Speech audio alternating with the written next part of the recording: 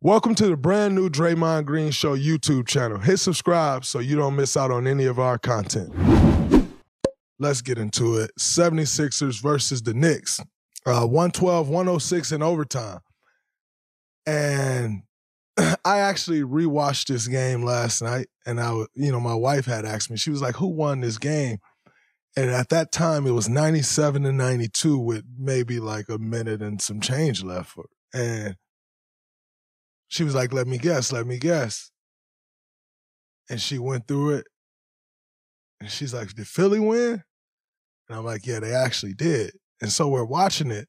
And when you see some of the shots down the stretch that the Knicks hit, you're like, oh, it's over right there, right? And so, we're watching it. And she's like, well, I'm just trying to see where the game changed. How did they win?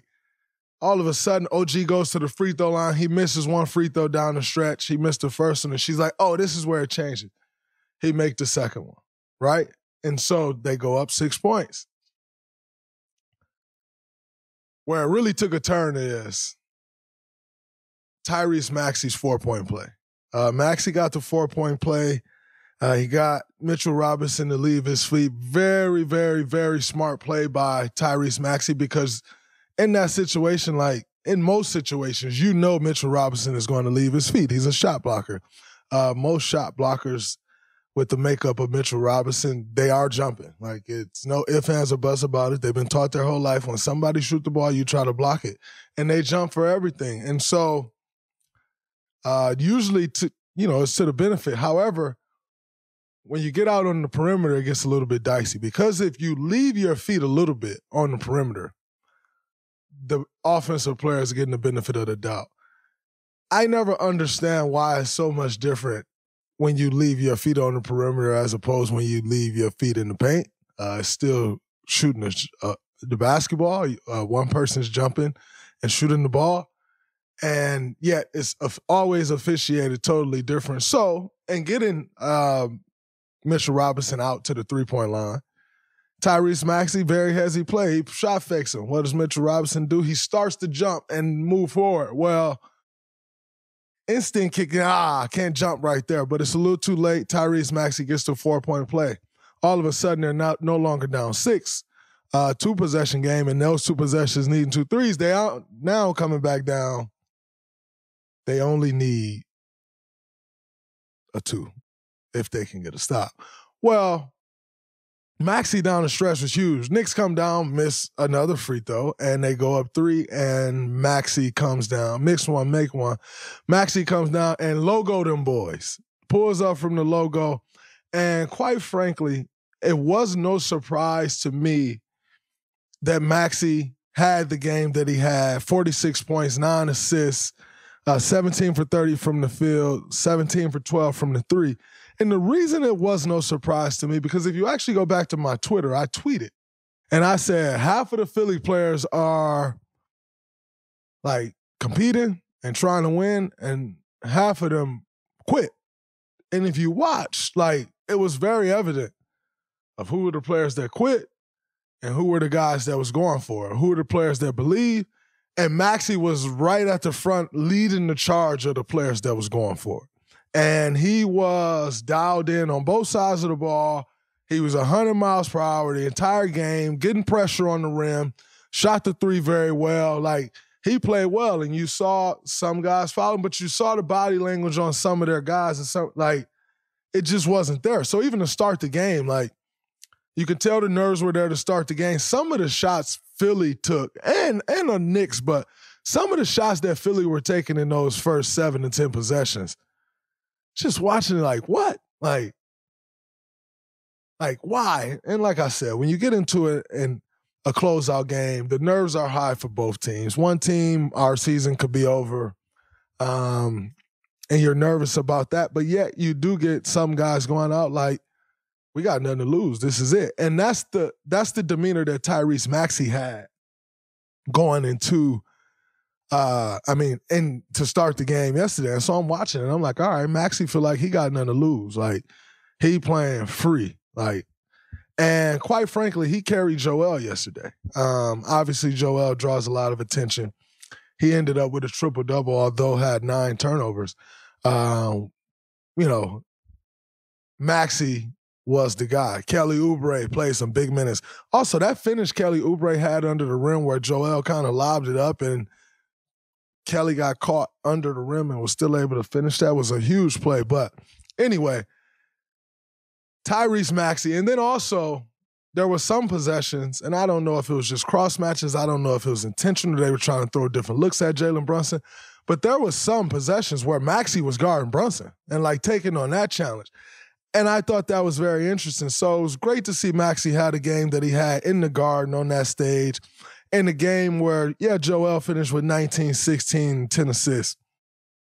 But it wasn't a Joel type game. I think if you ask me, he struggled well. And where it's unfortunate if you're Mitchell Robinson, where you get the foul to kind of turn the game towards the end, Mitchell Robinson was a large reason why they were in the position that they were in.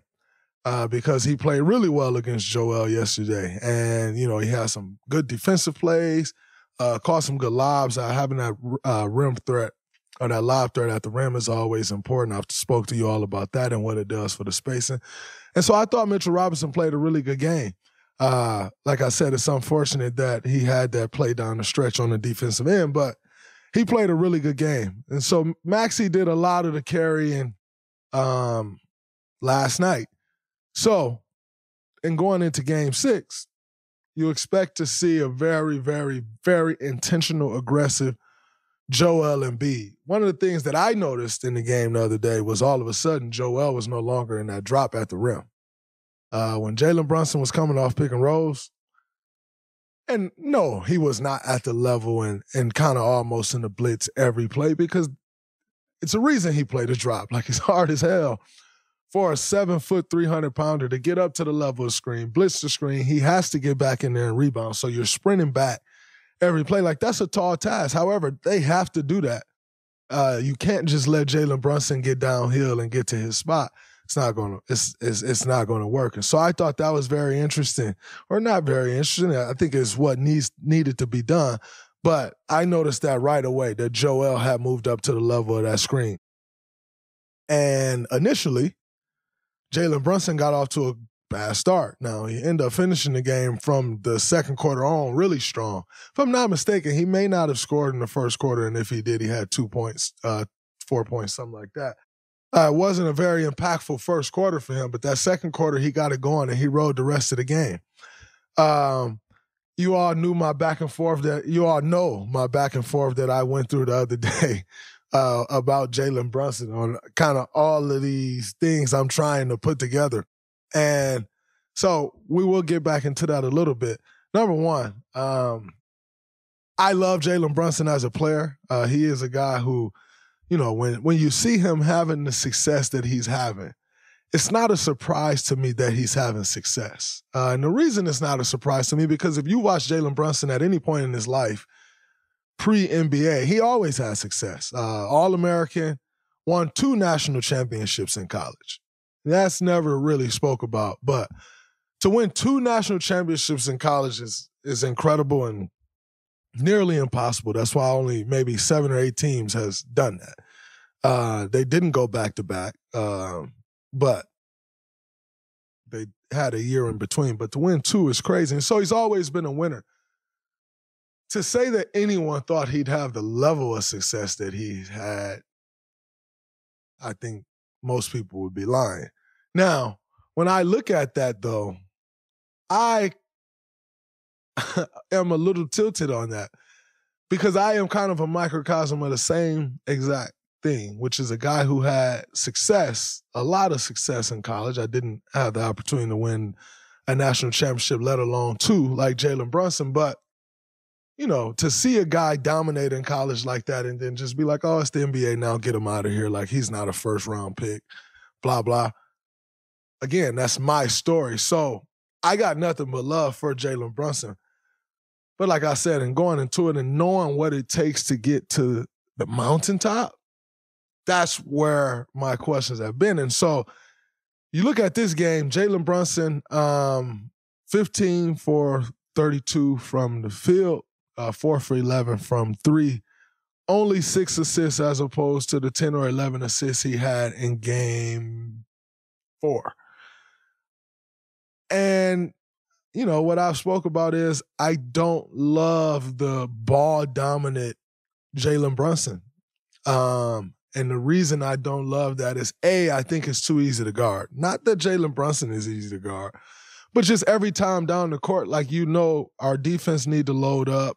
Or if you're deciding we're just letting him come downhill with 2 guys guarding, we're keeping everybody else home to keep the other guys out of it, to keep the other guys limited in what they're bringing to the game. Whatever that game plan is, ultimately, you know, it's on the coach to decide what they think is going to beat them, what they think gives them the best chance to win. I don't necessarily love the ball-dominant Jalen Brunson. I just don't think you can win at the level that they want to win at doing that. I just think they need to move the ball around. They need to get more guys involved. You know, when they were winning and, like, dominating, when they are winning and dominating, I should say, Dante DiVincenzo is playing great. Dante DiVincenzo is rolling. I've had the opportunity to play with Dante last year here with the Warriors, and Dante is very much so a rhythm and confidence guy. You get Dante confidence going, you give him confidence, you allow him to get a rhythm. He's going to play hard defensively. He's going to cut, shoots the ball really well, good slasher to the rim. He rolls. When you don't necessarily give Dante confidence, it's a little more of a struggle. When you don't show him that belief, I wouldn't necessarily say give him confidence. He's a confident guy. But when you don't necessarily show him that belief, he struggles a little bit more. And he had 9 points yesterday. If you look at their season over the last 2 months, he's pretty much been averaging 20. And so when I look at that, to me, and yes, he finished 3 for 10, 1 for 7 from 3. Quite frankly, those shots are a lot different when they're just coming in the flow. You know, when they're just coming in the rhythm, as opposed to like, I catch it. Like, oh, now it's time for me to, like, oh, now I shoot it. And you're not in that rhythm. And like I said, Dante is very much so a rhythm guy. You know, and so I think Jalen has to get everybody else involved. Going on the road, yes, it's going to take a heroic performance from Jalen to close out this series at Philly. But like I told y'all last episode, Philly does have the best player on the floor in Joel Embiid. Not necessarily playing the best, but at any given moment, he is the best, for sure. And so, as I said before, that always gives you an opportunity to come back. Obviously down 3-1. Now, it's interesting what happened in these series when a team go up, when a team has the lead, can possibly close out and then don't. Because every game you go further into that series, the pressure flips. And so for a New York Knicks team that don't have a ton of playoff experience, OG is a champion, but very young in his career, winning a championship. Josh Hart, not a ton of playoff experience, not a whole bunch of playoff experience. Hardenstein, not a bunch of playoff experience at all. Jalen Brunson has got some playoff experience, although not a ton as the guy that he is now. And then Dante has some playoff experience with the Bucks, but was kind of a little banged up during a couple of their runs. And so not a ton of playoff experience. Mitchell Robinson, not much, and Miles McBride, not much. So the pressure flips. Now, with those guys not having a ton of experience, sometimes you go into it like they're oblivious to the moment. I don't think that's this group. I think this group has enough experience to not be oblivious to the moment, and sometimes being oblivious to the moment actually helps you because it's almost like irrational confidence. Like you're so oblivious to the moment, you don't even realize like the stakes. You don't even realize the pressure that should be on you, but because you're not processing the moment, you're not even feeling that pressure. I don't think that's this Knicks team because they do have enough experience to know that, hey, man, we don't want to go 7, right? So this series is now going 6 and is headed back to Philly. And I must say, that's a danger zone for the Knicks. That is a complete danger zone because you're going to be expected to go lose on the road. Like, that's just what it is. And you should go lose on the road when the other opposing team has one All-Star and also the MVP of the NBA. You should go lose. So, Philly, you're supposed to win this game. However, Philly's going in like, hey, man, we faced elimination. We're down 3-1. We just free swings. And that same timid Philly of some of the guys that I think you saw last night won't be there in Game 6. Game 6, they're going to come out with their chest poked out, feeling good about themselves, like, yo, we going to win this game. We taking it back for Game 7 at the Garden. Right? And like Game 7s are magical. Game 7s at the Garden, I can only imagine the feeling that gives. And so the pressure in Game 6 is all, and I mean all, on the New York Knicks. And sometimes guys don't deal with that pressure well. And so I think, the Knicks has to deal with that. But like I said before, I think Philly's going to win this series. I think they should take it. I think they can take it. And we'll see. Because here's the thing. If I'm the New York Knicks, got to be a little careful. Like, we got to go in here and win this game. Like, this is a must-win. Because if you don't go win the must-win, although you do got one more game, if you really made this a must-win mentally,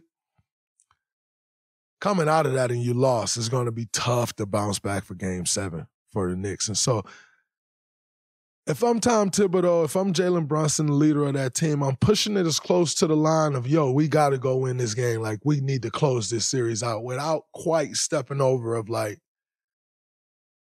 this is like, we got to win this game. Like, I'm not quite stepping over there, but I'm pushing it to as close to that line as I can, because you understand that Game 7 is a coin flip. Always. It's a coin flip. And they just don't know. Philly can come out and hit 23 threes. All of a sudden you lose because they shot the lights out. Like, you just don't know what's going to happen in the Game 7. And so as fun as they are, you don't want to get there. You just don't want to get there. And especially in a situation where you were up 3-1, you don't want to get there because it just don't always go your way.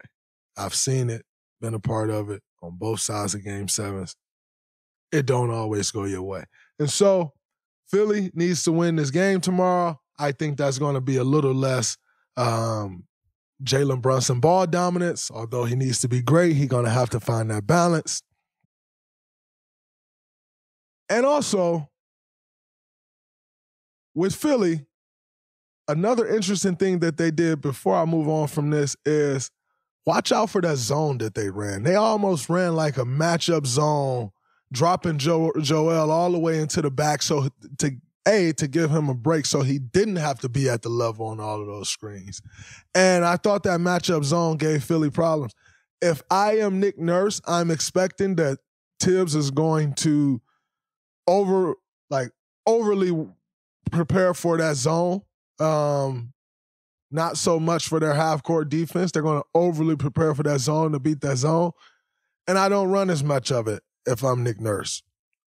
Go to it a couple times if it's working, cool, but you go to it first couple times and they dice it up because they're so prepared for it, like, you nix it because you know they're overly prepared for that, and they may not be as prepared for your half-court man defense. And so be fun to watch the coaches play this game. As you get deeper into this series, the chess match really begins and you got adjustments being made. And so I think that's an adjustment that New York has to make. They got to be ready for that zone Philly was playing, keeping Joel in the back of the defense, letting all the guards and wing handle the pick and rolls. I thought it was pretty successful. Haven't seen any numbers from it, the analytics. But from the naked eye, it looked pretty successful. So we'll see what happens with that, but that is something to watch for in that series. And by the way, I got Philly in Game 6.